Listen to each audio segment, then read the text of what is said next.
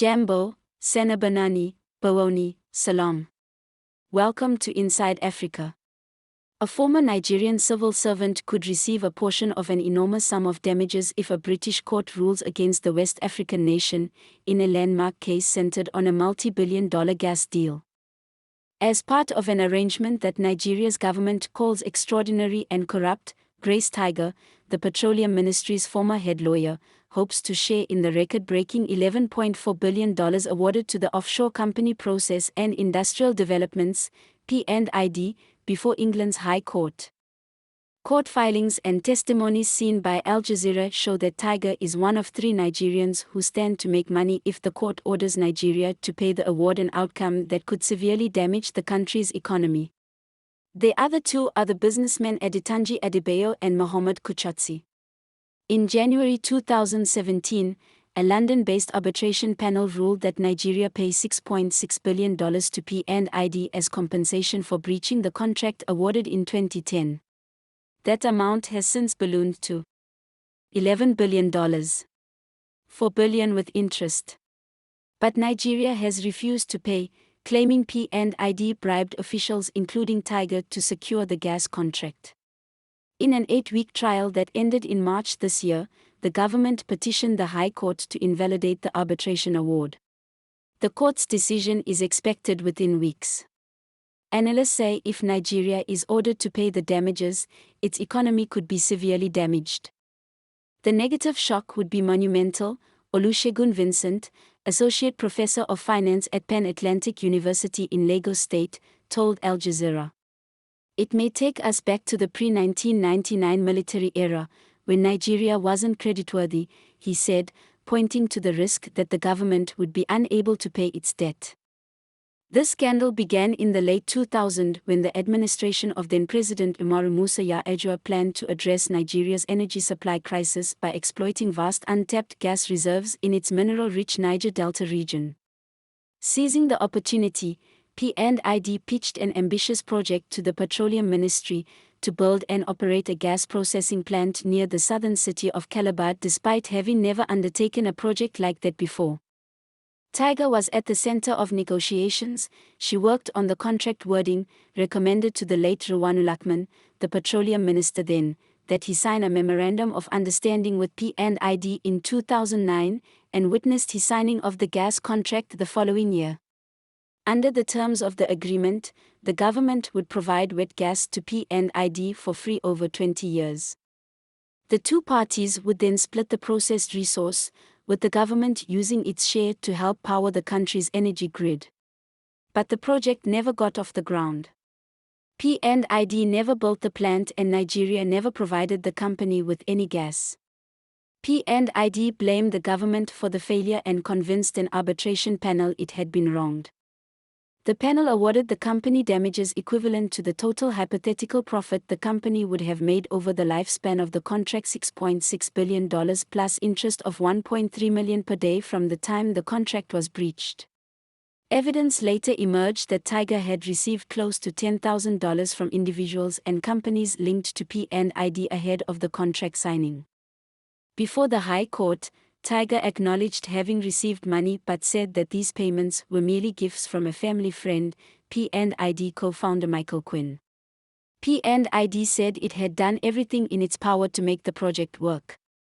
However, its inexperience and Tiger's receipt of undisclosed funds eventually led the Nigerian government to believe that it had been the victim of an elaborate fraud. Addressing the United Nations General Assembly in 2019, then-President Muhammadu Buhari vowed to confront the P&ID scam, which he said was attempting to cheat Nigeria of billions of dollars. Anti-corruption campaigners seemed to agree with him. The story of how a small offshore company with no meaningful track record, no website, and only a handful of employees managed to win a multi-billion-dollar gas contract raises red flags for corruption that call for careful scrutiny. Helen Taylor, senior legal researcher at the British NGO Spotlight on Corruption. The High Court will adjudicate these points. If Nigeria loses the case, the country would be legally bound to pay P&ID what amounts to 8 times its 2023 federal health budget. How the proceeds would be divided, meanwhile, has long remained confidential. Tiger, who had previously denied in affidavits that she would receive any money from the award, finally told the High Court under oath on February 16, "I do have expectations." Asked by Nigeria's lawyer how much she expected P&ID co-founder Brendan Cahill to share with her, she said, "I did not put my mind on a particular ceiling." In one document dated October 2017, Cahill recorded a commitment of $200,000 to Tiger. In another, dated May 2019, the figure was put at $500,000. Al Jazeera has seen both documents, which form part of the evidence before the High Court. Cahill, an Irish businessman who founded P&ID alongside the now-deceased Michael Quinn, said that these were not firm commitments. "I sought to reassure her that she would be looked after to some degree," he told the court. "I didn't specify how or when." In court, Tiger denied having secretly helped Quinn and Cahill when she handled the gas contract at the Petroleum Ministry. But she added that she now saw herself as part of the family that is P&ID. It's remarkable that this Nigerian government official who helped broker the controversial gas deal with P&ID now belongs to the close-knit beneficiaries of this opaque offshore company, said Taylor. Far from clearing up this conflict of interest, the obscure arrangements for paying her a cut of P&ID's profits are deeply compromising to her credibility as a former public official. For his part, Adetunji Adebayo, executive chairman of Nigerian gas company GFD Energy and middleman for P&ID during settlement negotiations with the government, could be entitled to $1.4 billion. In an affidavit dated May 2022, Cahill wrote that Mr. Adebayo was promised 10% of the income from the arbitration but added that there was still a lot of uncertainty around the amount, if any, that will be paid out. Adebayo did not appear before the High Court.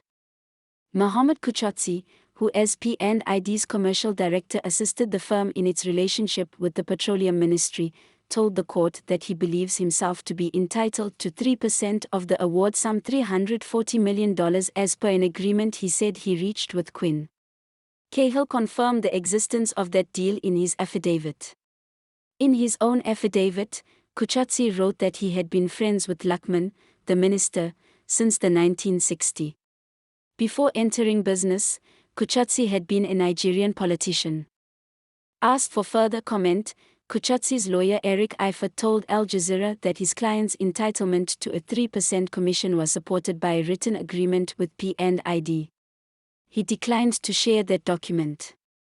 The Nigerian government has accused Adebayo and Kuchotsi of having bribed Nigerian officials on P&ID's behalf. The company and Kuchotsi denied the accusations before the High Court. Let us know what you think about the situation. This is Inside Africa.